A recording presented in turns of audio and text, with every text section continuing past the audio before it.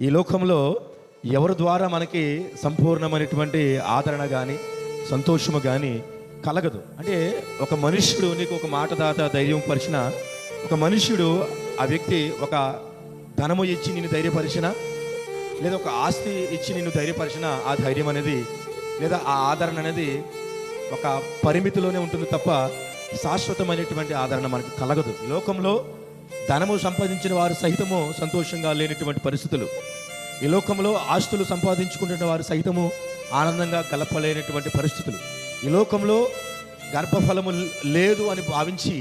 పొందుకున్న వారు సహితము ఆనందము పొందలేనటువంటి పరిస్థితులు ఉన్నటువంటి అయినా నేనైనా లేదా అలాంటి పరిస్థితుల ద్వారా వెళుతున్న ఏ వ్యక్తి అయినా